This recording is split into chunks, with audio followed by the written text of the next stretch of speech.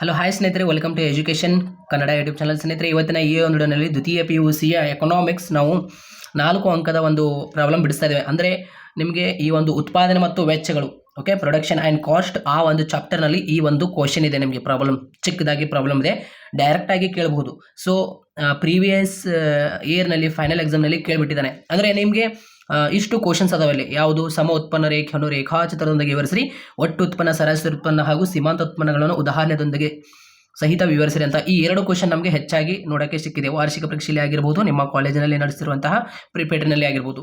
ಒಂದೊಂದು ಬಾರಿ ಏನು ಮಾಡಿಬಿಡ್ತಾನೆ, ಈ ಕ್ವಶನ್ ಕೇಳಿಬಿಡ್ತಾನೆ. ಯಾವುದು? ಈ ಕೆಳಗಿನ ಕೋಷ್ಟಕವು ಶ್ರಮದ ಒಟ್ಟು ಉತ್ಪನ್ನ ಪಟ್ಟಿಯನ್ನು ನೀಡುತ್ತದೆ, ಅದಕ್ಕೆ ಅನುಗುಣವಾಗಿ ಸರಾಸರಿ ಉತ್ಪನ್ನ ಹಾಗೂ ಸೀಮಾಂತ ಉತ್ಪನ್ನಗಳನ್ನು ಕಂಡುಹಿಡಿಯಿರಿ ಅಂತ TPL ಅಂತ ಕೊಟ್ಟಿರ್ತಾನೆ, ಕಾಲಮ್ ಪಟ್ಟಿ ಕೊಟ್ಟಿರ್ತಾನೆ, L ಅಂತ ಕೊಡ್ತಾನೆ.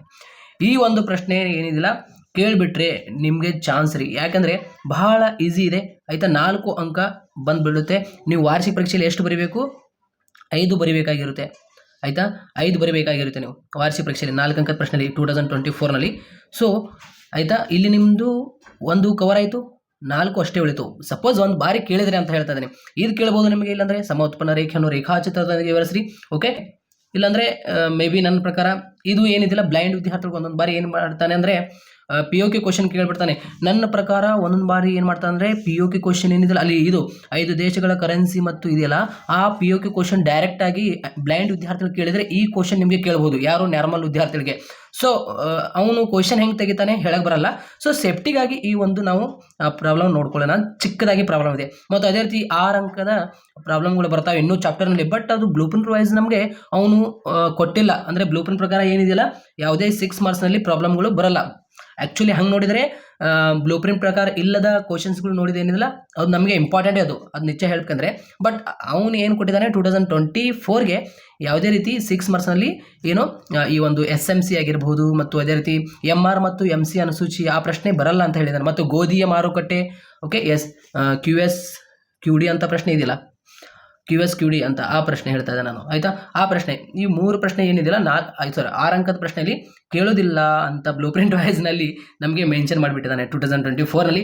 ಬಟ್ ನಾವು ಏನಿದೆಯಲ್ಲ ಅದರೊಳಗೆ MR ಮತ್ತು MC ನೋಡ್ಕೊಳ್ಳೋಣ ಸೇಫ್ಟಿಗಾಗಿ ಆಯಿತಾ. ಈ ಒಂದು ಆದ ತಕ್ಷಣ ನಾನು ಹೇಳ್ತೀನಿ, ಇಲ್ಲಾಂದರೆ ಕೆಳಗಡೆ ಕಮೆಂಟ್ ಬಾಕ್ಸ್ನಲ್ಲಿ ಲಿಂಕ್ ಕೊಟ್ಟಿರ್ತಾನೆ, ಸುಮ್ಮನೆ ನೋಡ್ಕೊಂಡ್ಬಿಡ್ರಿ ಆಯಿತಾ. ಸುಮ್ಮನೆ ನೋಡ್ಕೊಂಡ್ಬಿಡೋದು. ಯಾಕಂದರೆ ಒಂದು ಬಾರಿ ಏನು ಮಾಡಿಬಿಡ್ತಾನೆ, ಈ ಒಂದು ವಿದ್ಯಾರ್ಥಿಗಳಿಗೆ ಅನುಕೂಲ ಆಗಲಿ, ಓಕೆ, ಅಂದರೆ ಈಸಿ ಆಗಲಿ, ಥಿಯರಿಯಲ್ಲಿ ಬರ್ಕೋತ ಕೂಡ್ತಾರೆ ಎಲ್ಲ ವಿದ್ಯಾರ್ಥಿಗಳು ಅಂತ ಏನು ಮಾಡ್ತಾನೆ, ಒಂದು ಪ್ರಾಬ್ಲಮ್ ಕೇಳಿಬಿಡ್ತಾನೆ. ಸೊ ಅದಕ್ಕೆ ಹಿಂಗಾಗುತ್ತೆ ಕೆಲವೊಂದು ಬಾರಿ. ಸುಮ್ಮನೆ ಈ ಪ್ರಾಬ್ಲಮ್ ಎಷ್ಟು ಈಜಿ ಇತ್ತು ರೀ, ನಾ ಬರೀತಿದ್ದೆ ಬಟ್ ನನಗೆ ಪ್ರಾಬ್ಲಮ್ ಗೊತ್ತೇ ಇಲ್ಲ. ಸೊ ಮತ್ತೆ ಹಾಗೆ ಗಿಲ್ಟಿ ಫೀಲ್ ಬೇಡ. ಸೊ ಅದಕ್ಕೆ ಹೇಳ್ತಾ ಇದ್ದಾನೆ ಈ ಒಂದು ಪೂರ್ತಿಗಳವರೆಗೆ. ನೋಡಿ, ಇಲ್ಲಿ ಇಂಗ್ಲೀಷ್ ಮೀಡಿಯಂ ಹಾಗೂ ಕನ್ನಡ ಮೀಡಿಯಂ ಬೋತ್ ಮೀಡಿಯಂ ವಿದ್ಯಾರ್ಥಿಗಳಿದೆ ಆಯಿತಾ. ಇಲ್ಲಿ ನೋಡಿ, the following table, okay, gives the TP schedule of labour, find the corresponding average product ಆಯಿತಾ ಆ್ಯಂಡ್ ಮಾರ್ಜಿನಲ್ ಪ್ರಾಡಕ್ಟ್ಸ್. TPL ಮತ್ತು AL ಅಂತ ಕೊಡ್ತಾನೆ ಆಯಿತಾ. ಇಲ್ಲಿ ಸ್ಕೆಡ್ಯೂಲ್ಸ್ ಏನು ಕೊಟ್ಟಿರ್ತಾನಲ್ಲ, ಮಾರ್ಜಿನಲ್ ಮತ್ತು ಎವರೇಜ್ ನಾವು ಕಂಡುಹಿಡಿಬೇಕು ಇವಾಗ, ಓಕೆ. ಇಲ್ಲಿ ನೋಡಿ, ಫೈಂಡ್ ಔಟ್ ದ ಅಂದಿದ್ದ ನಾವು.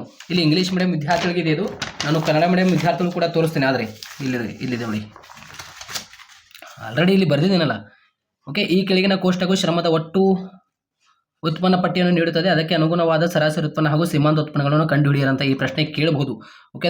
ಯಾಕೆಂದರೆ ಹೇಳಕ್ಕೆ ಬರಲ್ಲ, ಸೊ ಅದಕ್ಕೆ ಹೇಳಿದಾನೆ. ಸೊ ಇದಂತರೂ ಕೇಳಂಗಿಲ್ಲ ಬಿಡ್ರಿ. ಸೊ ಅದಕ್ಕೆ ನೋಡಿರಿ, ಇವೆಲ್ಲ ಕ್ವಶನ್ಸು ರಿಪೀಟ್ ಆಗಿರುತ್ತೆ. ಸೊ ನೋಡಿರಿ, ಇಲ್ಲಿ ಹೇಳಕ್ಕೆ ಬರಲ್ಲ. ಸೊ ನಾನು ನೋಡಿ ಸೊ ಇದು ಹೇಳ್ತಾ ಇದ್ದೀನಿ ನೋಡಿರಿ, ಅದು ನಾನು MC ಅಂತ ಇದೆಯಲ್ಲ, ಇದು ಬ್ಲೂ ಪ್ರಿಂಟ್ ವೈಸ್ ಇಲ್ಲ. ಇದು ನಿಜ ಹೇಳ್ಬೇಕಂದ್ರೆ ಬ್ಲೂ ಪ್ರಿಂಟ್ ವೈಸ್ ಇಲ್ಲ.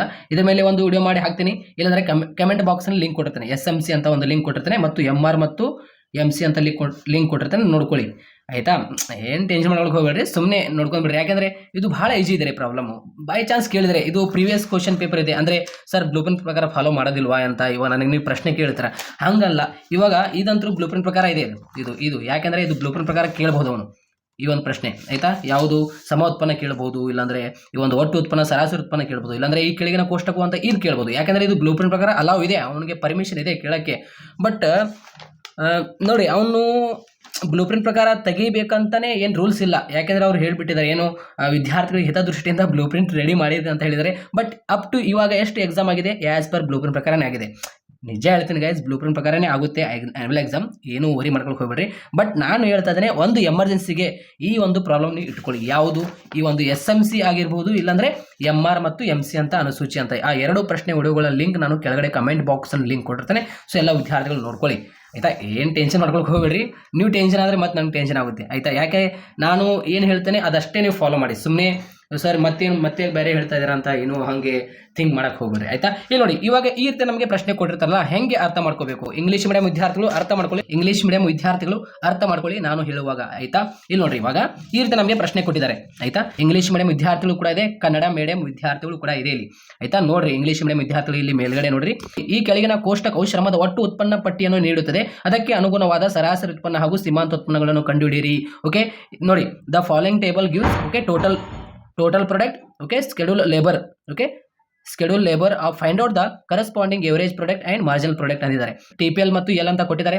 TPL ನಲ್ಲಿ ಏನು ಕೊಟ್ಟಿದ್ದಾರೆ? 0, 15, 35, 50, 40, 48 ಅಂತ ಕೊಟ್ಟಿದ್ದಾರೆ. ಇಲ್ಲಿ ಎಲ್ ನಲ್ಲಿ ಏನು ಕೊಟ್ಟಿದ್ದಾರೆ? ಫ್ಯಾಕ್ಟರ್ಸ್ನಲ್ಲಿ ಅಂದರೆ ಇದು ಲೇಬರ್ ಇದು ಆಯಿತಾ. ಲೇಬರ್ಸ್ನಲ್ಲಿ ಏನು ಕೊಟ್ಟಿದ್ದಾರೆ? 0, 1, 2, 3, 4, 5 ಅಂತ ಕೊಟ್ಟಿದ್ದಾರೆ. ಇವಾಗ ನಾವು ಈ ರೀತಿ ಟೇಬಲ್ ಹಾಕೋಬೇಕು ಆಯಿತಾ. ಈ ರೀತಿ ಟೇಬಲ್ ಹಾಕಿದ ನಂತರ ಇಲ್ಲಿ ಏನು ಬರೀಬೇಕು ಗೊತ್ತಾ? ಇಲ್ಲಿ ಎಲ್ ಬರೀಬೇಕು, ಎಲ್ ಆಯಿತಾ. ಇದು ಎಲ್ ಇಲ್ಲಿ ಬರೀಬೇಕು. ಅದೇ ರೀತಿ ಈ TPL ಇದು ಇಲ್ಲಿ ಬರೀಬೇಕು. ಓಕೆ, TPL ಆಯಿತಾ. ಇವಾಗ ನೋಡಿ ಸ್ನೇಹಿತರೆ, TPL ಇಲ್ಲಿ ಬರೆದ ನಂತರ ಓಕೆ, ಇಲ್ಲಿ ಏನು ಕೊಟ್ಟಿದ್ದಾರಲ್ಲ ಎಲ್ ಕೆಳಗಡೆ 0 ರಿಂದ 5 ಇಲ್ಲಿ ಬರೀಬೇಕು. 0, 1, 2, 3, 4, 5 0, 1, 2, 3, 4, 5 ಕರೆಕ್ಟಾಗಿ ಹಾಕೊಳ್ರಿ ಆಯಿತಾ. ಯಾಕೆಂದರೆ ಒಂದೊಂದು 0 ಕೆಲವೊಂದು ವಿದ್ಯಾರ್ಥಿಗಳು ಬರೆಯೋದಿಲ್ಲ, ಒಂದು ಬರೆದು ಬಿಡ್ತಾರೆ, ಅದು ಕನ್ಫ್ಯೂಸ್ ಆಗುತ್ತೆ ಮತ್ತೆ. ಇಲ್ಲಿ ನೋಡಿ, ಇಲ್ಲಿ TPL ಓಕೆ 0 ಕೆಳಗಡೆ ಏನಿದೆ?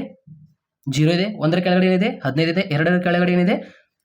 35 ಇದೆ. ಸೇಮ್ ಬರೀರಿ. ಇಲ್ಲಿ 0 ಕೆಳಗಡೆ ಏನಿದೆ? 0ನೇ ಇದೆ. 1 ಕೆಳಗಡೆ ಏನಿದೆ? 15 ಇದೆ. ಅದೇ ರೀತಿ 35, ಅದೇ ರೀತಿ 50, ಅದೇ ರೀತಿ 40, ಅದೇ ರೀತಿ 48 ಆಯಿತಾ. ಈ ರೀತಿ ನಮಗೆ ಪ್ರಶ್ನೆ ಕೊಟ್ಟಿದ್ದಾನೆ ಆಯಿತಾ. ಇಲ್ಲಿ ನೋಡ್ರಿ, ಕನ್ನಡ ಮೀಡಿಯಂ ವಿದ್ಯಾರ್ಥಿಗಳಿಗೆ ಈ ರೀತಿ ಪ್ರಶ್ನೆ ಕೊಟ್ಟಿರ್ತಾನೆ. ಇಲ್ಲಿ ಏನು ಕೊಟ್ಟಿರ್ತಾನಲ್ಲ ಹಾಗೆ ಬರ್ಕೊಳ್ಳೋದು ಸೇಮ್ ಆಯಿತಾ. ಎಲ್ ಕಾಲಮ್ನಲ್ಲಿ ಇದೆಲ್ಲ ಬರ್ಕೊಳ್ಳೋದು ಓಕೆ, TPL ಕಾಲಮ್ನಲ್ಲಿ ಇದೆಲ್ಲ ಬರ್ಕೊಳ್ಳೋದು.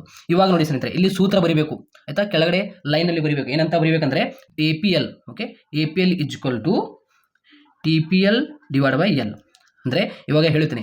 ಇಲ್ಲಿ ನಾವು ಯಾವುದು ಕಂಡುಹಿಡಿಬೇಕಂದಿದ್ದಾರೆ ಅವರು? ಎವರೇಜ್ ಪ್ರಾಡಕ್ಟ್ ಮತ್ತು ಮಾರ್ಜಿನಲ್ ಪ್ರಾಡಕ್ಟ್. ಎವರೇಜ್ ಪ್ರಾಡಕ್ಟ್ ಸೂತ್ರ ಏನು?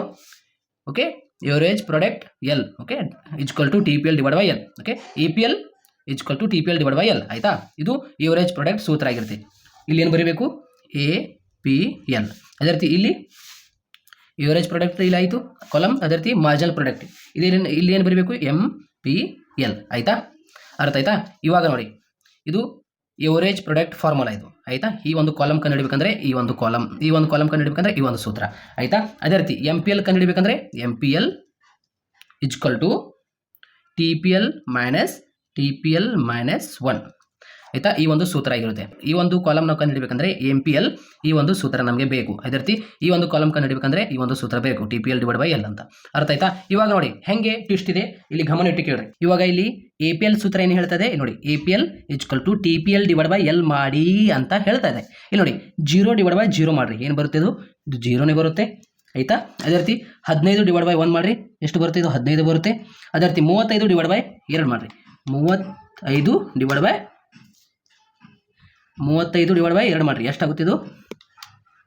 ನೋಡಿ 17.5 ಬಂತು ನೋಡಿ, 17.5. ಅದೇ ರೀತಿ 50 / 3 ಮಾಡಿರಿ, 50 / 3 ನೋಡಿ 16.66 ಬಂತು, 16.66 ನೋಡಿ 16.66 ಏನು ಬಂತಲ್ಲ. ಇಲ್ಲಿ ನೀವು ನೋಡಿ ಈ ರೀತಿ ಕ್ಯಾಲ್ಕುಲೇಷನಲ್ಲಿ ಬಂದಾಗ 16.66 ಅಂತ ಬಂದರೂ ಕೂಡ ಓಕೆ, ಇಲ್ಲಾಂದರೆ ಲಾಸ್ಟ್ನಲ್ಲಿ ನೀವು 7 ಅಂತ ಬರೀರಿ ನಡೀತೆ ಆಯಿತಾ. 16.67 ಅಂತ. ಅದೇ ರೀತಿ 40 / 4, 40 / 4 ಎಷ್ಟು? 10 ಬಂತು ಇಲ್ಲಿ ನೋಡಿ 10. ಅದೇ ರೀತಿ 48 / 5, 48 / 5 ಎಷ್ಟು ಬಂತು? 9.6 ಬಂತು ಆಯ್ತಲ್ಲ. ನೋಡಿ APL ಕಂಡುಹಿಡಬೇಕಂದ್ರೆ TPL / L ಮಾಡಬೇಕು. ಎಲ್ಲಿದೆ TPL? ಇಲ್ಲಿದೆ TPL. ಈ TPL ಕಾಲಮ್ ಡಿವೈಡ್ ಮಾಡಿದರೆ ಇದು ಸಿಗುತ್ತೆ. 15 / 1 15, 35 / 2 17.5 ಹೀಗೆ ಡಿವೈಡ್ ಮಾಡಬೇಕು. ಇವಾಗ MPL ಸೂತ್ರ ನಾವು ಏನಿದೆ ಅಂತ ನೋಡ್ಕೋಬೇಕು. ನೋಡಿ TPL = ಆಯಿತಾ, MPL = TPL - 1 ಅಂದರೆ ಈ ಒಂದು ಕಾಲಮ್ ಕಂಡುಹಿಡಬೇಕಂದ್ರೆ ಈ ಒಂದು ಸೂತ್ರ ಬಳಕೆ ಮಾಡಿ ಅಂತ ಹೇಳ್ತಾರೆ. ಏನು?